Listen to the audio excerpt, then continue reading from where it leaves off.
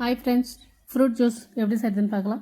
பேரிச்சம்பழம் ஒரு 10-15, முந்திரி பருப்பு ஒரு 4 எடுத்து வச்சுருக்கேன், பூசணி விதை, அத்திப்பழம், கருப்பு திராட்சை, இது தர்பூசணி விதை. நைட்லேயே ஊற வச்சுட்டு எல்லாத்தையும் இது பச்சை தண்ணி தாங்க போட்டு நைட்டே ஊற வச்சாச்சு. இது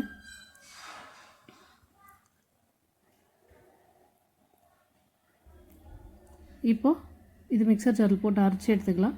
இந்த தண்ணியை வடிகட்டி எடுத்துகிட்டு போகிறேன், ஏன்னா நம்ம இதில் பால் சேர்த்து அரைக்க போகிறோம். இந்த தண்ணியை அப்புறமா ஊற்றிக்கலாம், வேணும்னா தேவையான அளவுக்கு பால். நான் 1 டம்ளர் எடுத்து வச்சுருக்கேன், ஒரு 3/4 டம்ளர் ஊற்றிருக்கேன். அரைச்சாச்சு பாருங்கள். இப்போது அந்த வடித்த தண்ணி, பழத்தோடைய தண்ணி எடுத்து இப்போ இதில் சேர்த்துக்க போகிறேன். பாருங்கள், சூப்பராக இருக்கும். ஹெல்த்தியான ஜூஸு, குழந்தைங்களுக்கெல்லாம் ரொம்ப நல்லது. ஃப்ரெண்ட்ஸ், நீங்களும் இதே மாதிரி செஞ்சு பாருங்கள், கண்டிப்பாக நல்லாயிருக்கும். வீடியோ பிடிச்சிருந்தால் லைக் பண்ணுங்கள், ஷேர் பண்ணுங்கள், சப்ஸ்கிரைப் பண்ணுங்கள். ஃப்ரெண்ட்ஸ், டூட்டி போட்டி உங்களுக்கு விருப்பம்னா போட்டுக்கலாம்.